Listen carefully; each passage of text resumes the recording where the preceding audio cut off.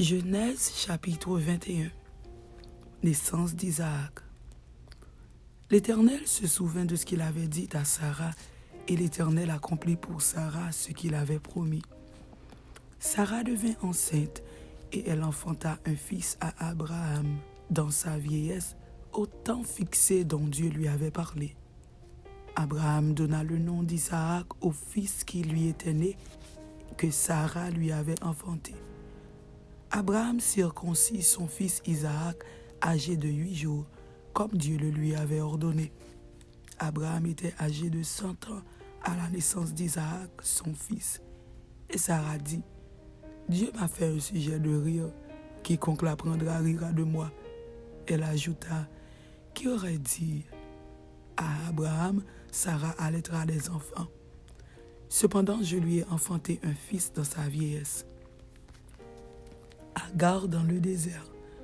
L'enfant grandit et fut sevré, et Abraham fit un grand festin le jour où Isaac fut sevré. Sarah vit rire le fils qu'Agar, l'Égyptienne, avait enfanté à Abraham. Et elle dit à Abraham, « Chasse cette servante et son fils, car le fils de cette servante n'héritera pas avec mon fils, avec Isaac. » Cette parole déplut fort aux yeux d'Abraham à cause de son fils. Mais Dieu dit à Abraham, « Que cela ne déplaise à tes yeux, à cause de l'enfant et de ta servante. Accorde à Sarah tout ce qu'elle te demandera, car c'est d'Isaac que sortira une postérité qui te sera propre. Je ferai aussi une nation du fils de ta servante, car il est ta postérité. » Abraham se leva de bon matin.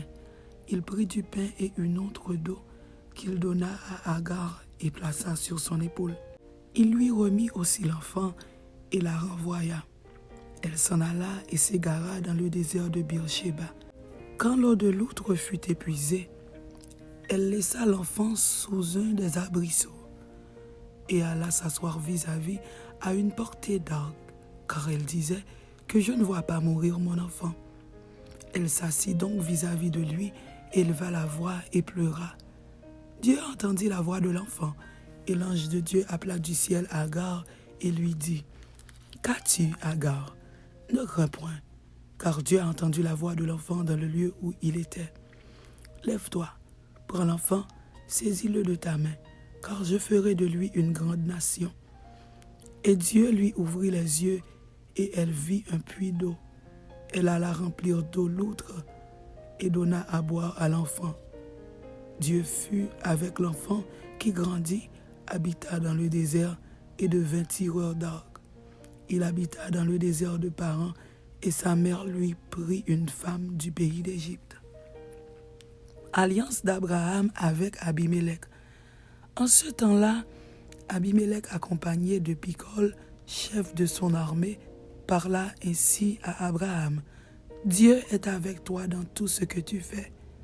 Jure-moi maintenant ici, par le nom de Dieu, que tu ne tromperas ni moi, ni mes enfants, ni mes petits-enfants, et que tu auras pour moi et le pays où tu séjournes la même bienfaisance que j'ai eue pour toi. » Abraham dit, « Je le jurerai. » Mais Abraham fit des reproches à Abimélec au sujet d'un puits d'eau dont s'étaient emparés de force les serviteurs d'Abimélec. Abimélec répondit, « J'ignore qui a fait cette chose-là. Tu ne m'en as point informé, et moi, je ne l'apprends qu'aujourd'hui. » Et Abraham prit des brebis et des bœufs qu'il donna à Abimélec, et ils firent tous deux alliance.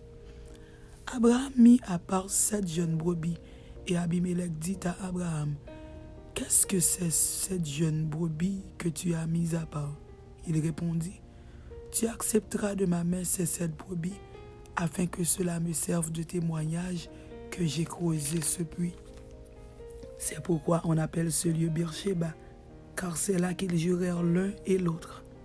Ils firent donc alliance à Beersheba. Après quoi, Abimélec se leva avec Picol, chef de son armée, et ils retournèrent au pays des Philistins. Abraham planta des tamaris à Beersheba, et là, il invoqua le nom de l'Éternel, Dieu de l'éternité. Abraham séjourna longtemps dans le pays des Philistins.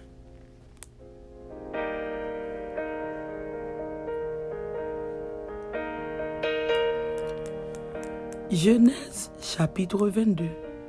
Abraham mis à l'épreuve par l'Éternel qui lui ordonne d'offrir en holocauste son fils Isaac. Après ces choses, Dieu mit Abraham à l'épreuve et lui dit, « Abraham ?» Et il répondit, « Me voici. » Dieu dit, « Prends ton fils, ton unique, celui que tu aimes, Isaac, va-t'en au pays de Morija, et là, offre-le en holocauste sur l'une des montagnes que je te dirai. » Abraham se leva de bon matin, sella son âne et prit avec lui 2 serviteurs et son fils Isaac. Il fendit du bois pour l'holocauste et partit pour aller au lieu que Dieu lui avait dit. Le 3e jour, Abraham, levant les yeux, vit le lieu de loin. Et Abraham dit à ses serviteurs, « Restez ici avec l'âne. Moi et le jeune homme, nous irons jusque-là pour adorer, et nous reviendrons auprès de vous. » Abraham prit le bois pour l'holocauste, le chargea sur son fils Isaac, et porta dans sa main le feu et le couteau. Et ils marchèrent tous deux ensemble. Alors Isaac, parlant à Abraham, son père, dit, « Mon père ?» Et il répondit, « Me voici, mon fils. » Isaac reprit, « Voici le feu et le bois, mais où est l'agneau pour l'holocauste ?» Abraham répondit, « Mon fils, Dieu se pourvoira lui-même de l'agneau pour l'holocauste. » Et ils marchèrent tous deux ensemble. Lorsqu'ils furent arrivés au lieu que Dieu lui avait dit, Abraham y éleva un autel et rangea le bois. Il lia son fils Isaac et le mit sur l'autel par-dessus le bois. Puis Abraham étendit la main et prit le couteau pour égorger son fils. Alors l'ange de l'Éternel l'appela des cieux et dit, « Abraham, Abraham !» Et il répondit, « Me voici. » L'ange dit, « N'avance pas ta main sur l'enfant et ne lui fais rien, car je sais maintenant que tu crains Dieu et que tu ne m'as pas refusé ton fils, ton unique. » Abraham leva les yeux et vit derrière lui un bélier retenu dans un buisson par les cornes. Et Abraham alla prendre le bélier et l'offrit en holocauste à la place de son fils. Abraham donna à ce lieu le nom de Jéhovah-Jireh. C'est pourquoi l'on dit aujourd'hui, à la montagne de l'Éternel, il sera pourvu.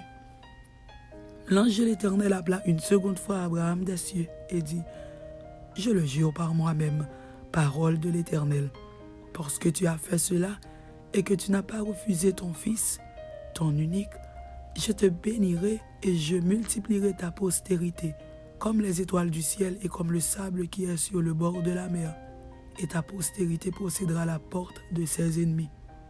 Toutes les nations de la terre seront bénies en ta postérité, parce que tu as obéi à ma voix. » Abraham étant retourné vers ses serviteurs, ils se levèrent et s'en allèrent ensemble à Beer-Shéba, car Abraham demeurait à Beer-Shéba. Après ces choses, on fit à Abraham un rapport en disant, « Voici, Milca a aussi enfanté des fils à Nacor, ton frère, Uts, son premier-né, Buz, son frère, Kemuel, père d'Aram, Kesed, Azo, Pildash, Jidlaf et Bethuel.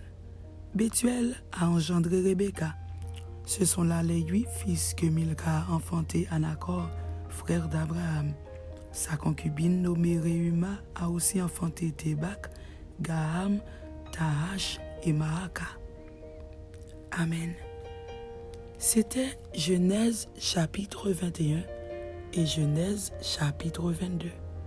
Que Dieu vous bénisse. Amen.